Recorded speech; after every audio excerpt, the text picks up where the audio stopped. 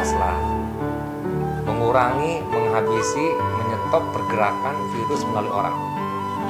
Kami sendiri tadi sudah sepakat besok Kepala Dinas Perhubungan Provinsi rapat dengan Dinas Perhubungan Kota Kabupaten dan Organda dan semua stakeholder, kereta api, lantas polisi dan sebagainya untuk pembatasan terkait dengan angkutan umum, angkutan pribadi dan perbatasan.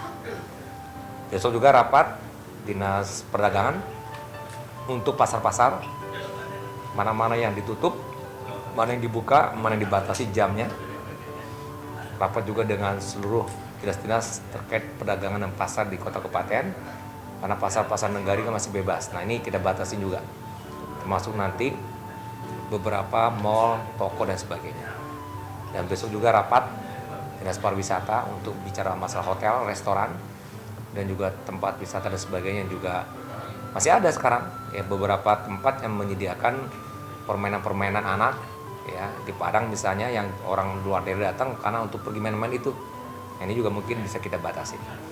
Dan kemudian Satpol PP juga besok rapat untuk pembatasan, karena tadi beberapa bupati wali kota juga menghendaki PSBB ini yang masuk kota kabupaten itu yang ber-KTP situ saja. Nah, tentu pencegatan di perbatasan pun perlu. Nah, ini semua besok hari Kamis, hari Jumat, hari Sabtu dirapatkan masing-masing. Nanti mungkin hari Minggu kita kumpul lagi untuk menyatukan kompilasi semuanya. Mudah-mudahan siap satu paket konsep untuk Sumatera Barat yang disepakati oleh Bupati Wali Kotanya. Nah, hari Senin mudah-mudahan kita tinggal ketok palu vikon dengan Bupati Wali Kota dan menunggu keputusan dari Menteri Kesehatan. Jadi itu langkah-langkah yang kita buat. Mudah-mudahan doakan Menteri Kesehatan sudah bisa menyetujui. Menurut hemat kami dari data yang kita sampaikan sesuai dengan Permenkes sudah memenuhi syarat. Perbandingannya Pekanbaru saja yang jumlah positif dan meninggalnya sedikit dibanding kita di sini, dia sudah. Nah, mudah-mudahan kita dapat. Ditambah ada unsur yang mungkin daerah lain tidak memiliki. Perantau kita secara budaya pulang kampung waktu puasa dan lebaran. Sekarang saja sudah 79.000. Satu hari nambah 7.000 sampai 8.000. Coba bayangkan, kalau nggak dibatasin, itu bisa meningkat. Kita tidak melarang, tapi dibatasin. Nah, itu konsepnya PSBB, bukan lockdown. Tapi itulah tadi kesimpulannya. Mudah-mudahan besok lusa jalan. Surat pun besok kita beri secara resmi, sudah saya tanda tangani. Tinggal sekarang udah sore, mungkin besok efektifnya. Dan tim kita pun udah kerja, Bupati Wali Kota udah setuju. Nanti mudah-mudahan dukungan dari semua, termasuk nanti masa sosialisasi ini media perlu dukungan. Karena masa sosialisasi ini perlu diberitahu, termasuk para perantau yang mau masuk Sumatera Barat dibatasin. Satu mobil cuma 2 orang.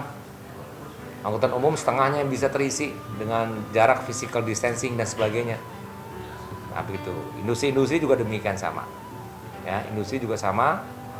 Kalaupun dibuka itu tetap mengikuti protokol COVID-19. Itu cukup. Silakan ada mau nanya. Target kita Pak dengan pemberlakuan PSBB ini seperti apa? Ya, targetnya jelas lah.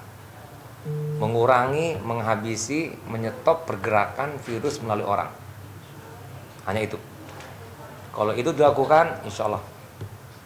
Selama masih orang bergerak, selama perantau masih jalan, datang dan jalan-jalan di kampungnya, nggak pernah habis.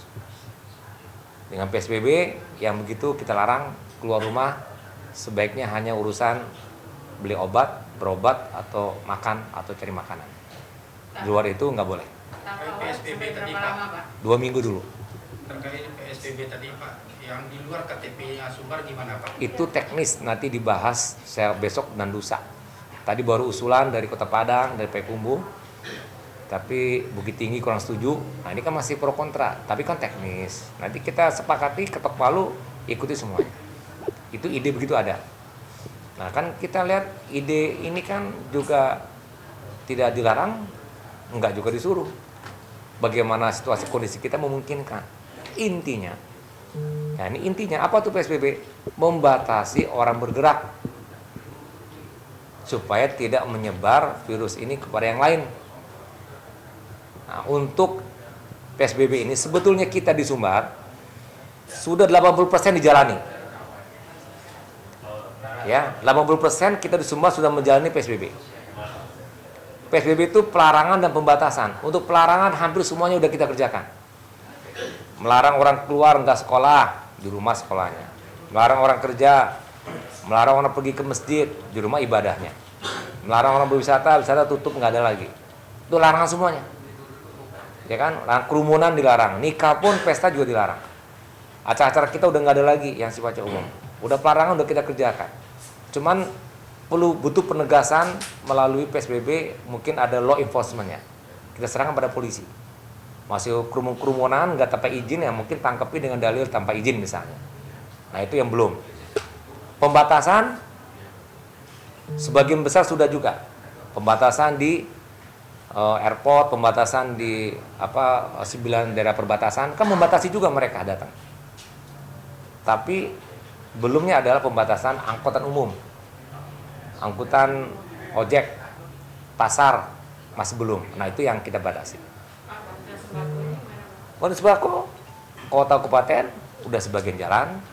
Dari provinsi uang tersedia, siap data dari kota kabupaten langsung kita bayar.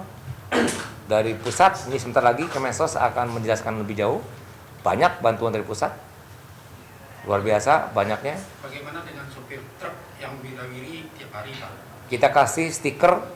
Nanti Satpol PP menyiapkan stiker, nanti pasang. Orang yang di luar dari sopir kita cek, sopir tersebut silakan, karena kita butuh barang. Ya targetnya jelas lah, mengurangi, menghabisi, menyetop pergerakan virus melalui orang.